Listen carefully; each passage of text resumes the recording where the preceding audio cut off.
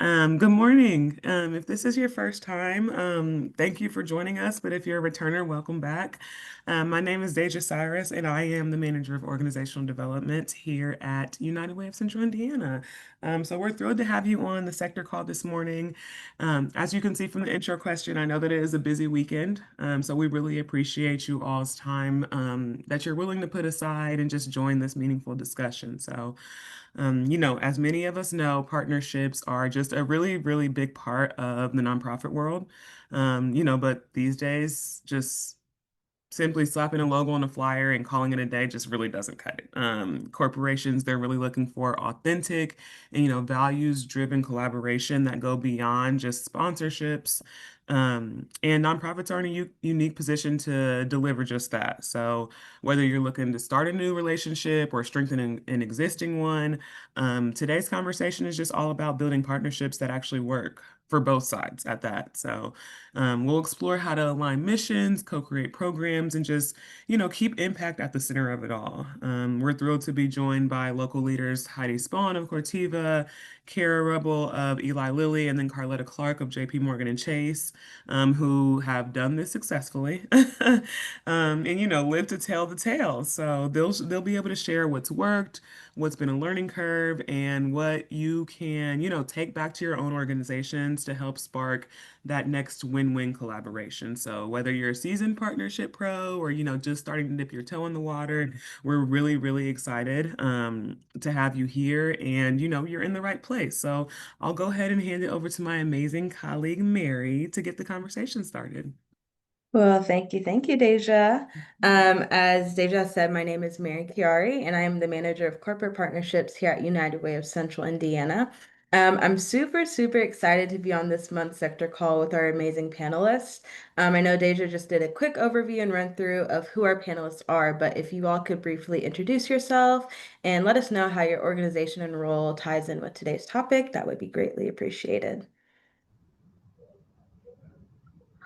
So, good morning, everybody. I'm Carletta Clark with JP Morgan Chase. I am the Community and Business Development Manager for Indianapolis, so really the Central Indiana region. I handle our financial health strategy. How my role ties in is I really think of myself as an advocate or more of an ambassador to really think about what we do as far as JP Morgan Chase and all levels of business and bringing that information to the community and also bringing what the community is doing that might hit one of our pinpoints that we're working on here in Central Indiana. Hi, my name is Kara Rubel. I work at Eli Lilly and Company, and I'm part of our social impact team, specifically in the employee engagement area, trying to get our workforce engaged in the community to love it as much as the company and the foundation does. Good morning, everyone. Heidi Spawn, work at Corteva AgriScience, overseeing all of our global philanthropic efforts that we do as a global company around the world, and including those right here in Central Indiana. So happy to be with you this morning. Also oversee disaster crisis response that we do, employee engagement, and our memberships and sponsorships work. And as I was looking through the participants, it's great to see some folks that we have worked with in the past and actually some of them for a really long time. So nice for them to join us and great to have others that I haven't had a chance to interact with before. Well, thank you all. I'll start with our questions, but with each of you, I kind of just want to get into the foundation of what it means to be a corporate partner. So, Heidi, with Corteva, it has such a strong presence in sustainability and community development. Can you let us know how you guys evaluate whether nonprofit partners aligns with your mission and your long-term impact goals? Sure. Thanks, Mary. We are for those who don't know, we are an agricultural company helping farmers and producers around the world be able to produce more food on less land, essentially, as we try to feed this growing population. I'm going to take one step back. If you're wondering about Corteva, if you knew Dagger Sciences, we are the Dagger Sciences of what was. So sometimes that helps make a connection for folks. We talk about feeding the world not only from a innovation standpoint, but also helping food insecurity partners.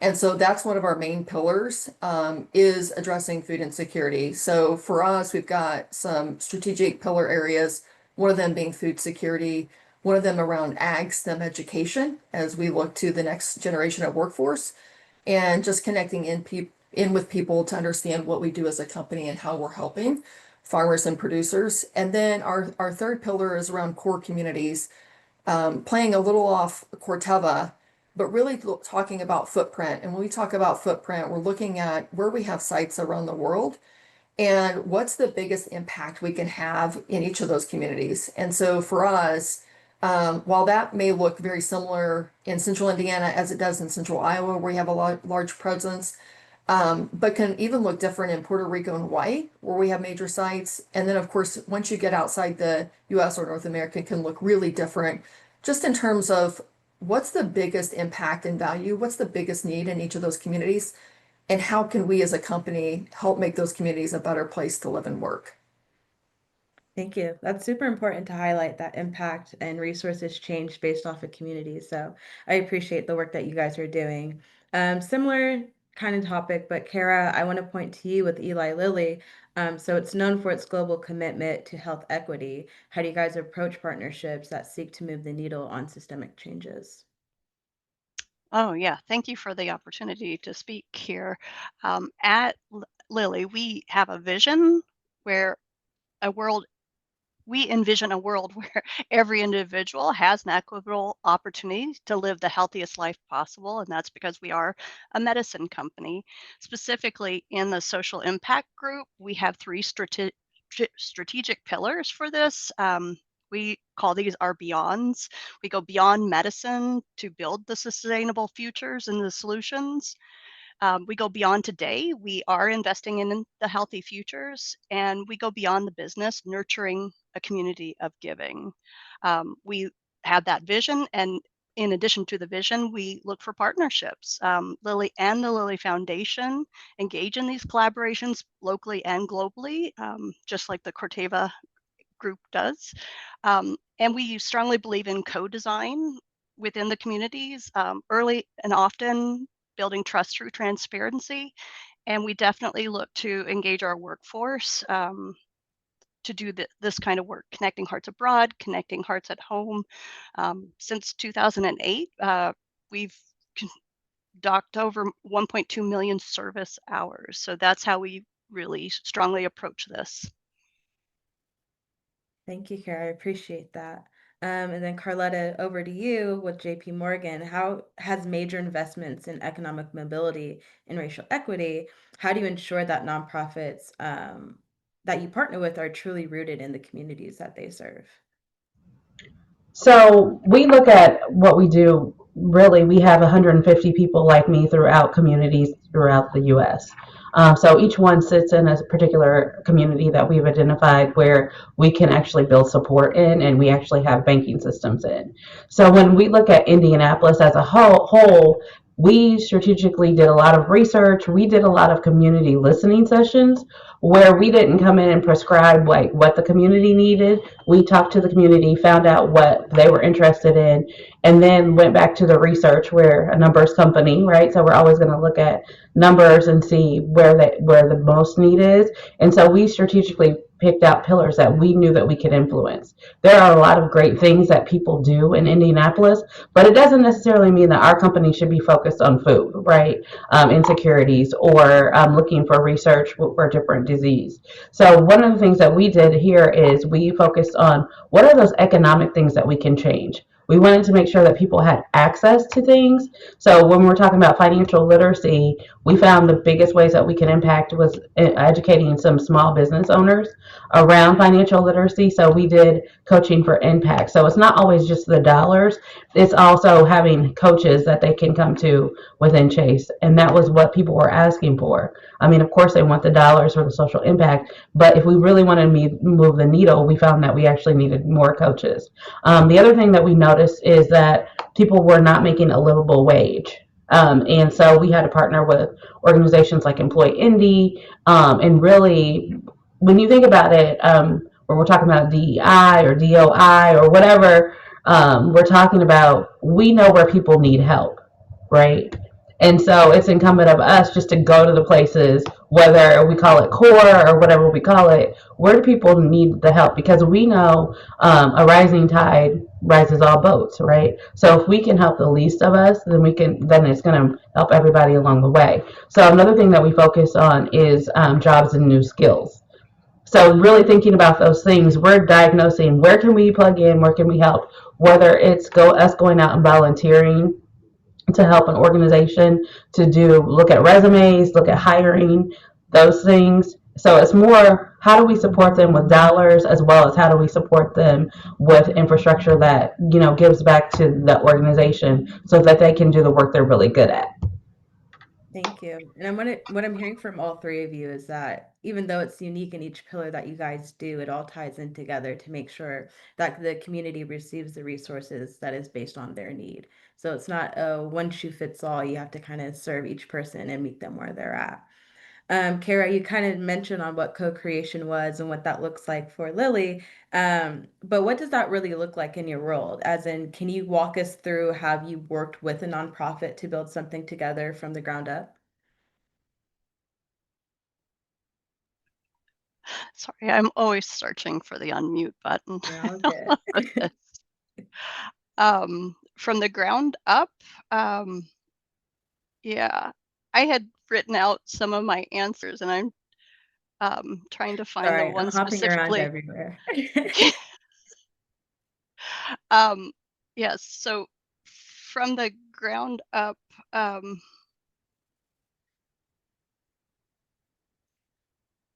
which was your question? What does co-creation look like in your world? You kind of mentioned it in your first answer, so I thought it'd be good to circle back. Okay, thank you. And I'm sorry for that. I'm a little nervous. Me too. We're doing great. Okay. In the co-creation process, we try to use our guiding principles on this, making sure everything is centered either on, for the most part for us, it's the patient, but in terms of community, it might be more like the client or the citizen, however you want to label that. So that's one of our first and foremost principles when we're looking at this kind of thing. And then we want to make sure that things are scalable and sustainable, that anything that we work to solve together, we don't want to just um, do something to, we want to do something with. So make sure that it's sustainable and that we can scale it up in all of our areas where we work. We are a global company. We definitely have a principle of making sure that there's community engagement and a high relevance of trust building. We want to make sure that any of this is relevant in terms of the solution. We want to be very aware of culture that we're working in. And because I'm part of the social impact employee engagement team, we definitely want to get our employees involved as much as possible to share the experience, to pull at the heartstrings at all levels within our company. Um, our local co-creation that we do, like I wanted to just highlight some of the Indianapolis initiatives that we've done. Um, the business equity for Indy, uh, with the Central Indiana Corporate Partnerships Foundation, we are working to improve employment opportunities and have given a number of grants there. Lily, of course, should be highly engaged with STEM pathways. Uh, being a, you know, a medicine company, STEM is very important and central to our business. So, Center for Leadership Development and Indianapolis public school systems, we definitely try to encourage STEM opportunities, STEM education pipelines. So that's how we work through co-creating. I appreciate that. Thank you for highlighting what you guys do within Indianapolis and Central Indiana specifically. Centers for Leadership Development is a really, really great program, so I'm glad that you highlighted that. Kind of similar, but a little bit different, Carletta, with you. How do you think power dynamics and corporate nonprofit partnerships, um, and what does a healthy, mutually beneficial relationship look like to you? So how we really look at the dynamics of the relationship, we look at the not-for-profit to really bring us ideas. on what they'd like to do. So we look at more of innovative ideas that people have, that it might be like their first time doing it, or they're not really sure how it's going to work out if we're looking at our JP Morgan Foundation area. So they're looking for more ideas that are going to be strategic and innovative at that level. So some of the organizations that we've worked with around that might be like a Be Nimble organization, where they did the kitchen, right? And so when we looked at that, the reason that that was important is because we knew that a lot of small businesses were doing restaurants, but they didn't have a sustainable kitchen to work in. So working with them around that, we also want other corporate partners to be a part of it. So we would never say we're JP Morgan, we want to be the only bank that you work with. And so we always want the collaborative effort to say, what are the other partners you're working with? Where can we come in and where can we make that impact together? So I always think I love that part about it, because I don't think about people as competition. I think of them as, how do we really serve our community? Because if Indianapolis is, I mean, I love JP Morgan, right? But if Indianapolis isn't doing well, I'm not doing well because I live here. So I think about those things, like how do we really coalesce with other businesses as well as the non-for-profits to really make the most out of it. And that's what the strategy looks like. What do we take from our global entity of to be in JP Morgan? Is it something that we can lend a name to? Because sometimes, honestly, when people will see that JP Morgan has been a part of something, they may come along and just be a part of it because it gives some clarity as to why we're being a part of it. And I know that people do the same thing, whether it's Eli Lilly or Kativa. Like, if they see your name on it, they're like, okay, let's move forward. So sometimes it's lending our name to things and ideas that might be new and innovative. We also want something that's going to grow, right? We don't want to be your funder for the next 20 years. And I know that sounds horrible, but it's not because we don't like you. We like you lots, lots of hearts. But the reason that we don't want to do that is because we want things to be sustainable and we want them to create growth, right? We ideally would love you to work out of a job, right? It would be great that we're working with somebody that poverty is not an issue anymore, right? So how do we really create those systems and those organizations, help them build infrastructure where we can really grow out of different things that are happening in our community? Thank you for that. And I think credibility of a name is super important to help nonprofits in these areas grow to where they can spread their wings and fly on their own. So thank you. And then Heidi, for you, just a question of what is a common misconception nonprofits may have about working with corporations in the agricultural space? Yeah, I think for me, sometimes nonprofits think about agriculture and think, well, you guys are ag focused, right? Which isn't necessarily always true. The thing that I like to challenge nonprofits is, we have 1,500 people right here in Central Indiana that have expertise in everything. And so my comment is always, there's unfortunately, unless you're Mackenzie Scott, I feel like only so much money, right, in a budget. But how else can companies help? And they're, when I say that, I'm like, we have people that have skills in everything. So are there other areas or ways that we can provide resources to organizations that may not have those? And I'll give a couple of examples of some really cool projects that we've done. And sometimes employees are looking for those skill-based volunteer opportunities, right? Over, like, it's great to go work at the food pantry for 4 hours, but I really love to use my skills in a unique way. Well, we had our supply chain folks, and this has been a number of years ago now, that helped the Assistance League through their Operation School Bell program, uniform program, actually go in. They were doing all their inventory by hand. And so we helped them implement a barcode system. And so they could like put barcodes on clothing items. And when the students, youth, kiddos went to check out, right? They could actually scan a barcode, just like if you were at the store, scan a barcode, and that all tied back into their inventory system. Our supply chain folks thought that was amazing, right? That they were able to go in and really provide some productivity into an organization that didn't have that before.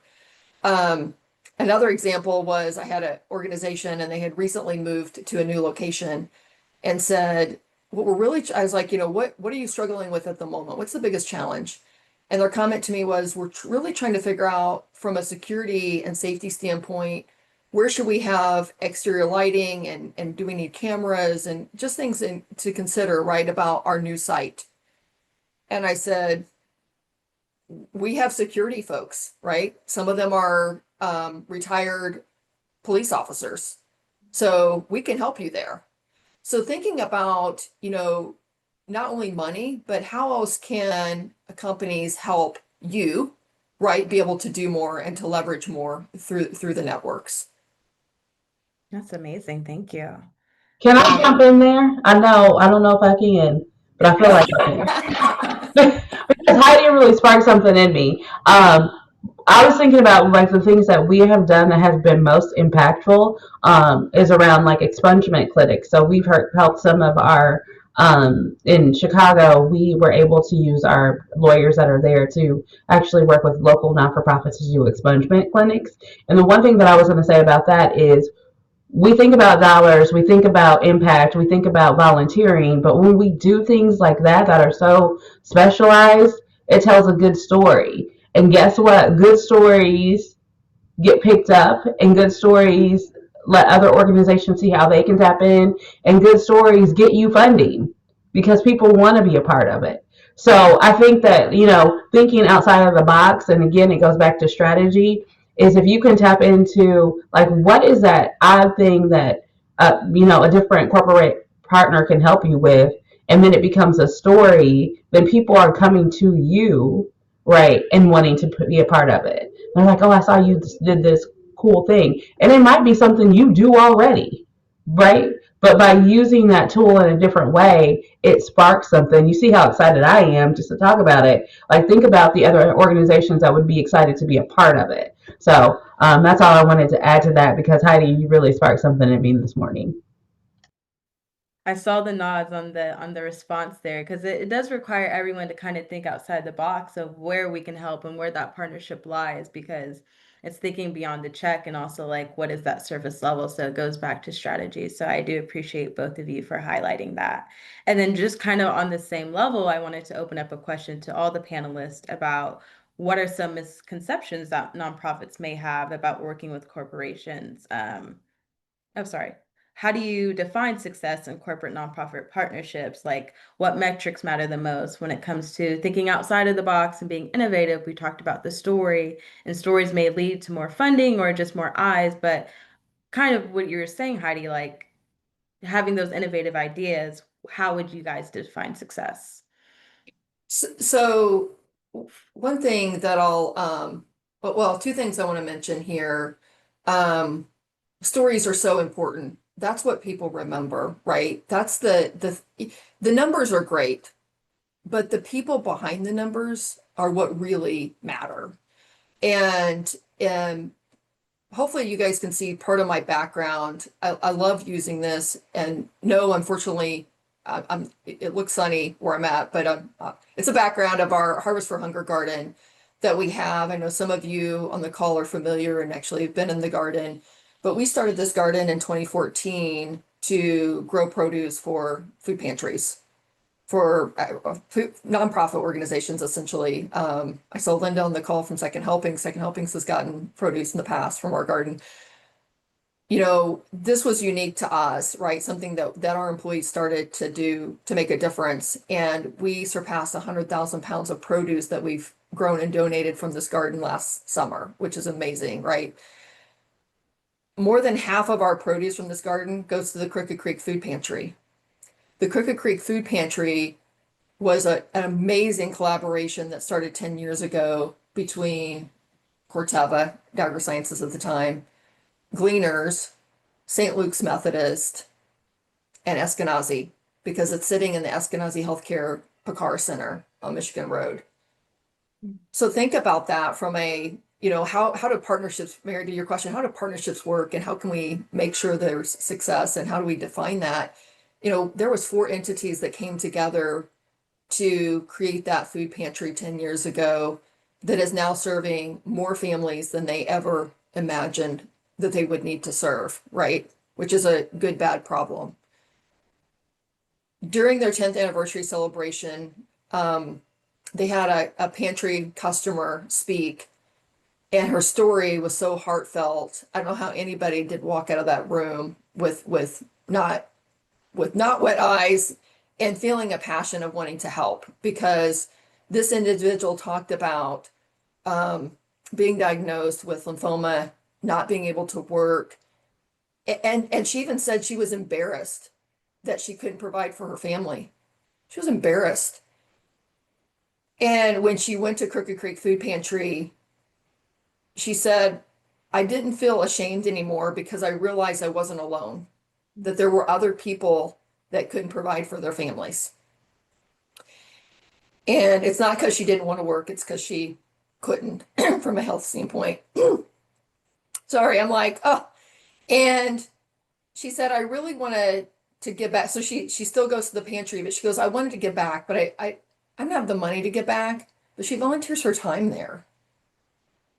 And she helps other people as they're coming in, right? So, when we think about how we can help and sorry, what partnerships might look like, the stories, that's what, that's one person, right? Of the 50,000 households they're serving every year at Crooked Creek.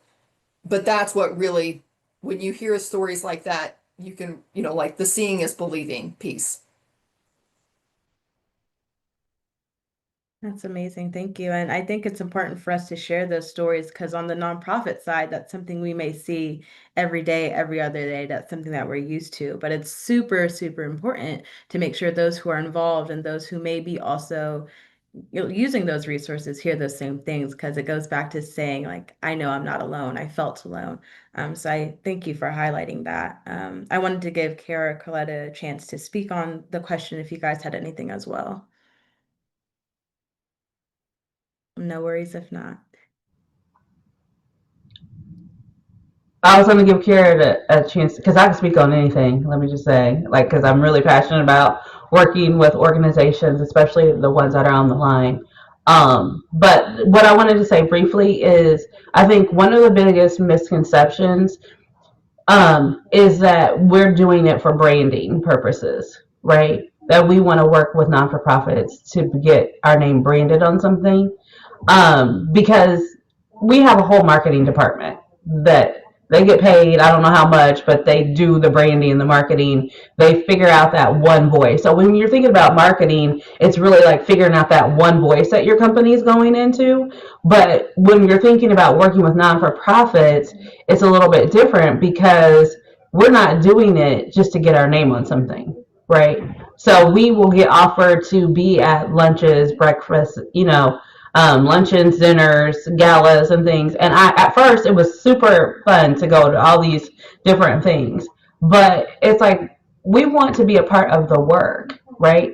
And when we do the work, what that looks like is you start getting allies, right? And so it's not just Carletta talking about it. It's people all over, whether it's our, cleaning crew all the way up, talking about the impact of what they were able to do.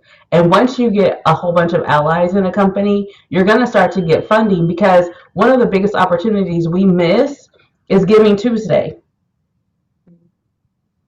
And I'll say that slow for the people in the back. The opportunity we miss is Giving Tuesday because you think about those organizations that do that 2-for-1 match or 3-for-1 match, right? And if people have personal ties to an organization, they're going to go to all their coworkers and say, hey, I always give to this organization, and you should think about it. So you've got advocacy built in organizations where you're not just waiting on something to be a big grant or something to come through. You're getting a different source of income. And so, us being a business company, I'm always going to say that. Like, you have to have multiple sources of income. And one of them is having people who are taking money out of their check, on a monthly basis to support your organization. Those are the people that are going to be more engaged. So I would say, like, anytime that you have to interact with a organization or a company, don't think about just the CEO. Think about the people that are working there day to day. right? Those $5, we've seen it run a whole campaign, right? $5 here or there. So if we can do it for a campaign, it can definitely do it for a non-for-profit. So look for those opportunities where people can tap in, where they are a part of your journey, and then they want to tell the story of your journey, so they're going to be telling, they're going to be your biggest advocate, and they're going to be on fire for you. So that's would be my biggest tip. Look for not branding on the national level. Look for the individual that you can talk to where they are become your biggest cheerleader. Yes, I always tell the employees that I'm trying to get engaged that if you can get your hands dirty, it will then lead to your brain and then to your wallet. That asking for the wallet first, the treasure short circuits the time and the talent piece. Time and talent lead to other bigger, better things. So time, talent, treasure. If you're trying to go for the big three, helping us get our hands dirty and then get our hearts involved will then lead to other things. I think it's important to definitely connect people back to the mission or have them get involved in that way. And that comes in different volunteer opportunities. So thank you guys for highlighting that. Just to pivot a little bit, Kara, I am going to go back to you. Kind of off topic of what it looks like for volunteerism, but at Eli Lilly, how do you all ensure like your partnerships with nonprofits reflect the voices and the needs of underserved communities?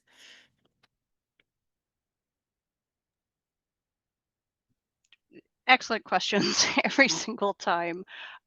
We do try to use our data-driven processes, making sure that things are aligned with our corporate missions and visions, and then look at it more holistically. What can we do, or should we get involved with that?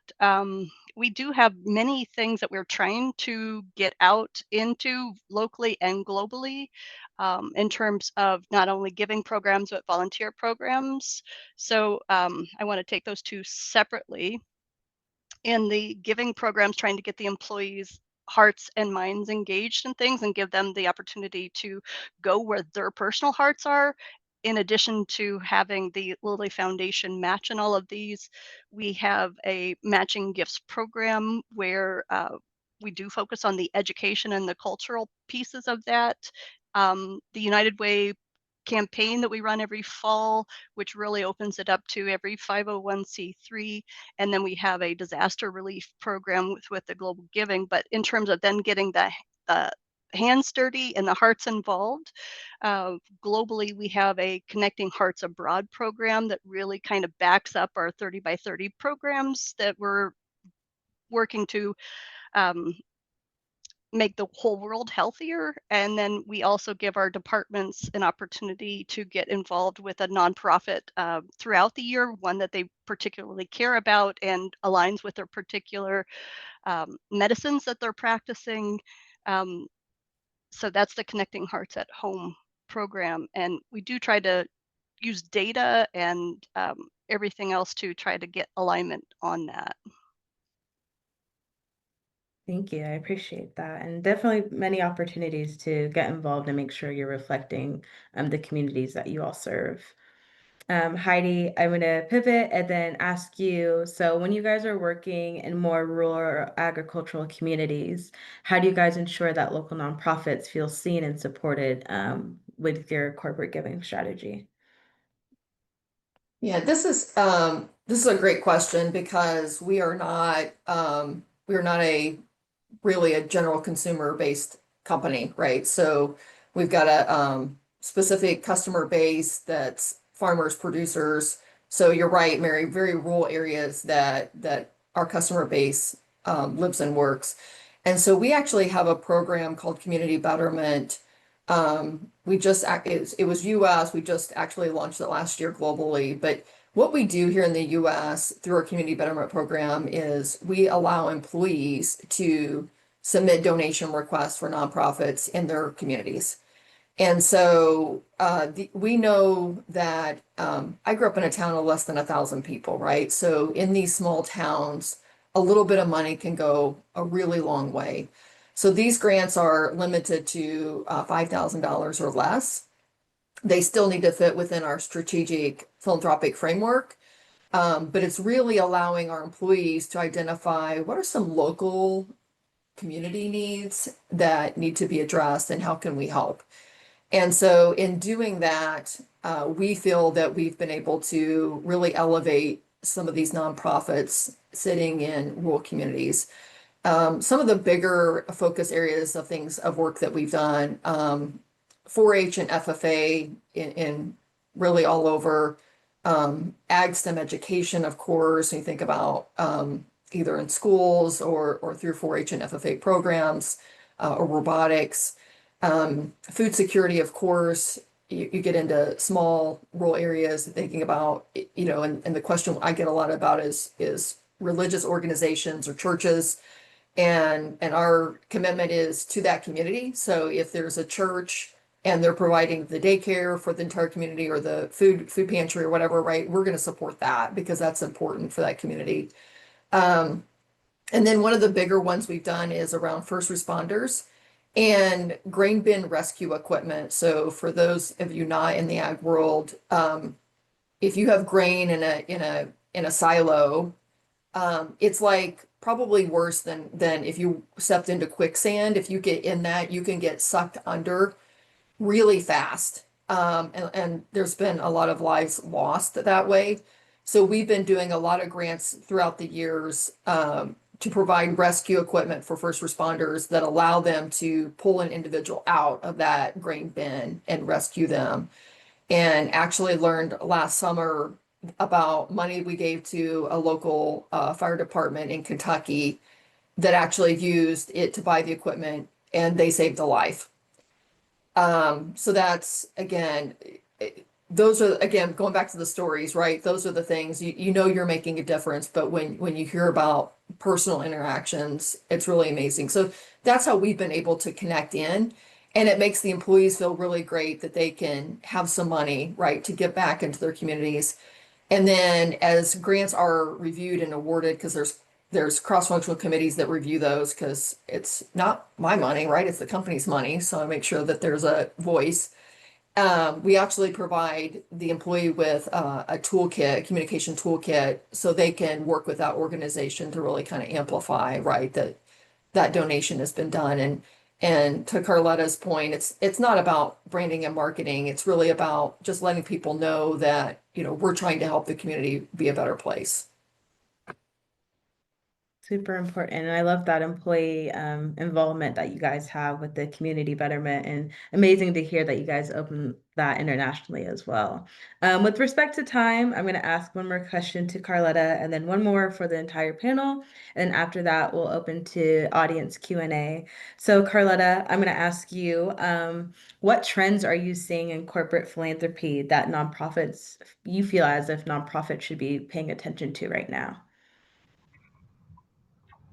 So I think we've heard the words sustainability, growth, storytelling. Those are the biggest things, and I think people hear those over and over. One of the things I personally think that I don't know if people are talking about it, but think about. So I'll ask this question: who is J.P. Morgan's biggest competition, right? And so a lot of people will name other banks. They'll go this bank, this bank. The biggest opportunity for us are people who are unbanked, right? And so when you look at things like that, you just have to look at things differently. And if your organization supports people who are unbanked, right, it's a natural thing that we would want to talk to those people. So I think that's where we're missing is the gap, right? We're missing where is that hole for that organization. If you're an organization that collects data, right, that might be some data that Eli Lilly wants or Corteva wants in some way, right? And how you position that data could be the difference on how you engage with that organization. So let's say that you have health fairs or whatever. What are you doing with that information?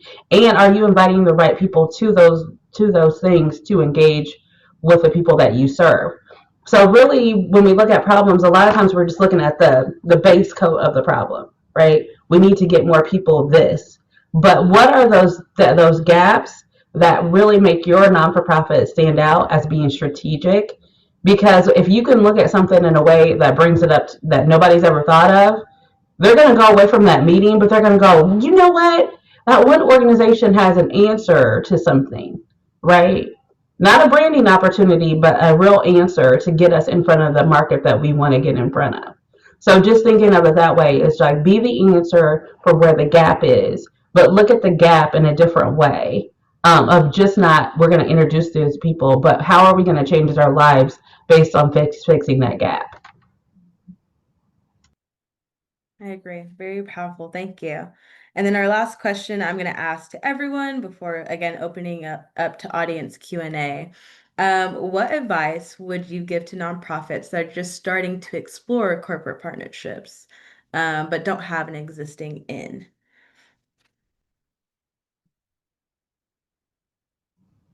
So my biggest advice is to talk to other non-for-profits, see what they're doing and understand your landscape, and then look for opportunities that are outside the box, just near the box, but outside the box. Yeah, I would say use your networks. So I always encourage nonprofits, if they have boards, they have board members, make sure you're utilizing your boards to connect in with both individuals and companies. And don't forget the individuals, because if anybody read the most recent Giving in Numbers, the trend continues, right? I mean, most of the giving is from individuals and not companies. So don't underestimate the individual giving. But make sure you're using your networks. And the other thing I always encourage is make sure you're listening, and maybe you're listening more than you're speaking. So really seek to understand, because I know I have met with some organizations that were new to me, and the conversation was all about them, and there was no questions of me about what do you support or what are you doing. And so we spent an hour, and it was all them talking to me and not really understanding where I might want to engage or how.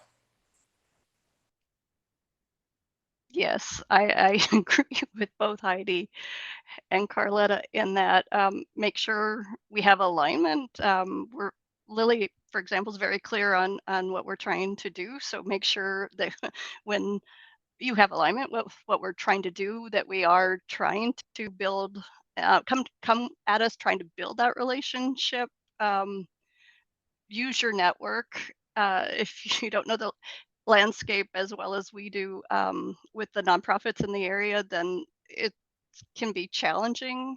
Um, and again, we're wanting to get our employees out, and we really want to emphasize on that skills base. It was mentioned earlier, we are a very diverse workforce, all the way from, just like was said before, we have a security team, and we have cafeteria teams and scientists, of course. So we would love to offer some of our skills base, building that relationship up. And because we're a very regulated industry as well, we need nonprofits to be um, very clear, meeting all the eligibility for us so that we can move forward. It's very important that you are a clearly registered 501c3, that you can show operational history, that you are governed by a board and can provide financials. And we're also looking to make sure that our employees have opportunities to maybe join your boards, make you guys stronger in that way as well. So time, talent, treasure, the talent being maybe the boards, memberships, time, volunteer opportunities, and then the treasures. But all of that, couldn't the other folks said it better than I did. You did amazing, Kara. I appreciate it. You all did great. And I want to thank you for the gems that you've dropped and answering the questions that I've had for you. But now I want to give a chance to open the questions up to the audience. So if there's any questions you may have for our panelists, feel free to utilize the chat. But most importantly, please feel free to come off mute. I know it's early Friday morning, but come off mute and ask some questions, and we'll be sure to answer them.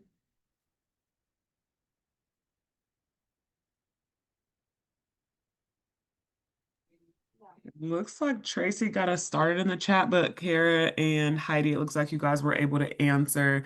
But just want to open up space if you want to elaborate on that a little bit more. I know chat is a little bit limited, especially as you're having in conversation.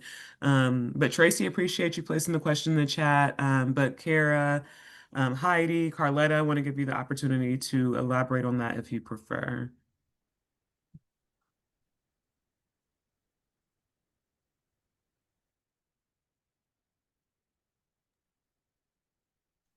Do you want to read the question in case people weren't catching up with the chat? Sure, of course. Tracy asked, is it a misconception that some companies will only work with or partner with nonprofits of a certain size, i.e., like larger or more established nonprofits? I would say yes and no. And what I mean by that, I think Kara said it perfectly. A lot of times when we want to work with a small non for profit, they may not have everything done that we would need to show as a larger corporation that we're working with them. So making sure that everything's filed and up to date is important. One of the simple things that I've seen is just like some of the not smaller non for profits not really having a website. It could be something as simple as that, right? On the other side, also, what we do when we want to work with a smaller organization sometimes is get a fiscal sponsor. And that's where collaboration comes in handy because it may be a larger non for profit that actually is working on the same issue that you are, and that's collaboration. So, just if JP Morgan is not afraid to work with a Bank of America, then your organization should not be afraid to work with the next organization if we're really serious about the work, right? So sometimes we got to take ego out of it. And if we're 100% committed to the work, whatever that is, then collaboration is going to be the way that we get it done because we all have to stack hands. All the problems that we have, no one person, no one organization can do it by themselves. So if you're an organization that you feel like, hey, I haven't gotten funding. I'm a smaller organization. Go to, like, it's perfect because you're at the United Way. Like, how do we get funding? What programs do you guys have? United Way does a great job of tapping people in when they're a smaller organization to get that funding. Good morning, guys. This is Imhotep with the Care Institute. Been listening in on the call. Appreciate it. Appreciate the things you guys have shared. I'm here on the porch with some of our next gen leaders, just kind of ear hustling and listening and trying to get our game on. I do have a quick question for any of the panelists, one or all, and that is for nonprofits, large and small, over the next 6 months to a year. What do you see as some of the biggest pitfalls and dangers we have just for survivability and growth? Thank you.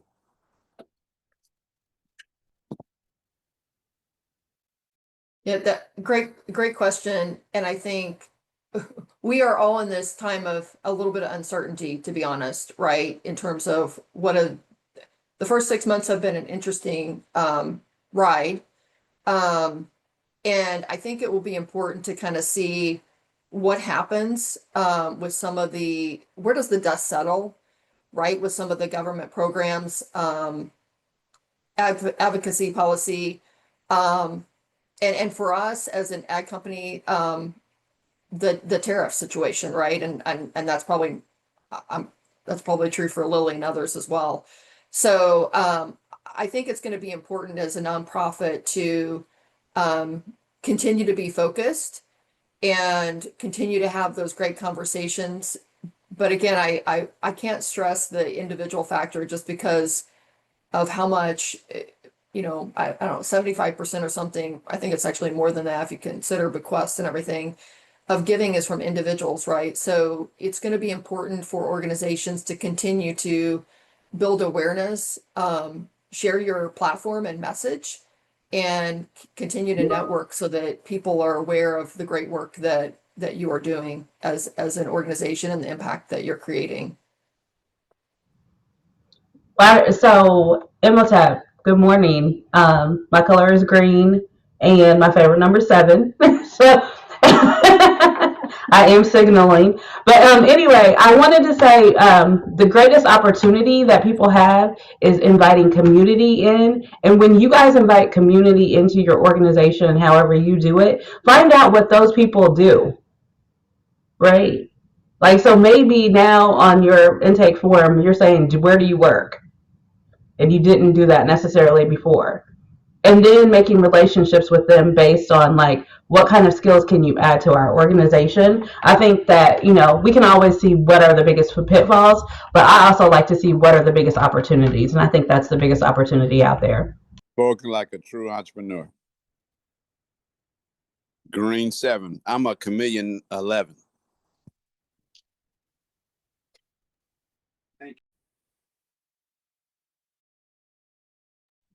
I have a question, another question. This is Tracy with Family Promise. Are there ever instances where corporations or potential partners where you guys will seek out organizations? Maybe you may see something or a potential for a potential partnership where you will maybe initiate that before the organization will initiate a partnership.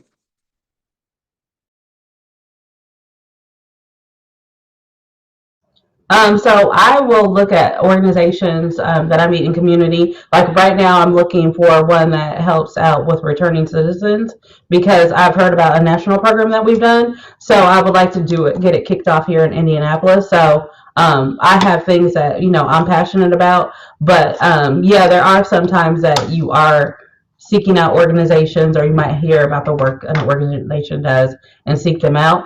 It's always interesting because when you do that, a lot of times they don't think you're serious. Carletta, I don't know if it's just mm,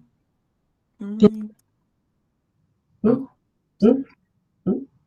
Okay, no, but a lot of times when I seek them out, they're not as quick to respond as when they seek me out. If that makes sense, and it's like I'm trying to find you to give you money, right? And maybe I don't get a return call.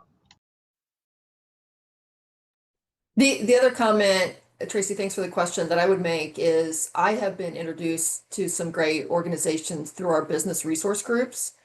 And I know there's those exist at a lot of companies. Some are called employee resource groups, but some of those groups have actually introduced me to nonprofits, and so that's another connection in to an organization, and not really me seeking out an organization, but because of a connection in with one of those groups that's made me aware of an organization that's then prompted us to form a bigger partnership.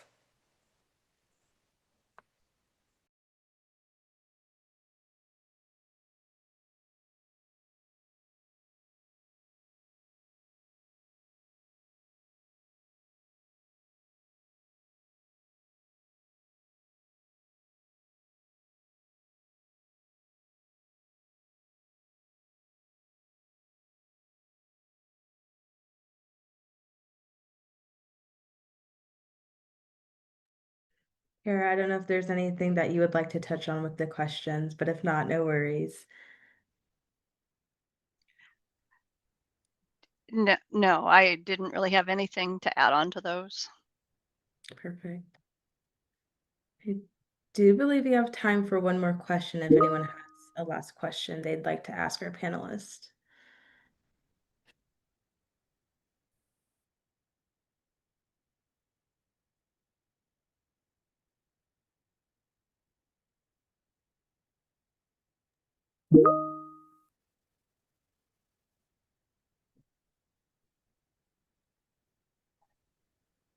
any other questions? Can everyone hear me? Yes. Okay. Any other questions? Sorry, my speaker is acting a little wonky. Any other questions from the crowd?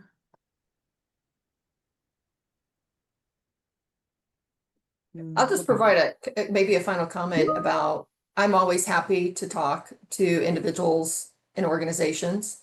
And I tell folks I'm always upfront, honest, and transparent about everything. So even if there's not a connection of something that we might support, um, happy to provide some guidance or information to them, or even connections and other people that might have interest in collaborating. Absolutely. And that's honestly one of the purposes behind a call like this. We love to exchange resources. We love to find opportunities to collaborate. So I will send out a follow-up email that will have our panelists today that CC'd on there. So if you guys are interested in collaboration opportunities, I'm sure you can just, reach out to me or to one of the panelists and or connect via LinkedIn, whatever works best for you, and, further explore what that looks like. But first, I want to give a round of applause to our amazing panelists. You guys did amazing. Your insights were invaluable in a conversation like this. And then a round of applause for our audience for, joining and participating in such an engaging conversation on a Friday morning. We'd love to see you all back at the next sector call, which is on August 15th. It will be about best practices for inclusion. So we have another great lineup, but this conversation has been amazing. I hope that you all have been able to, walk away with some actionable insights from this conversation that you can take and put into practice at your own organizations. But we really appreciate you all for joining us, and again, hope to see you guys back soon. Thank you all again.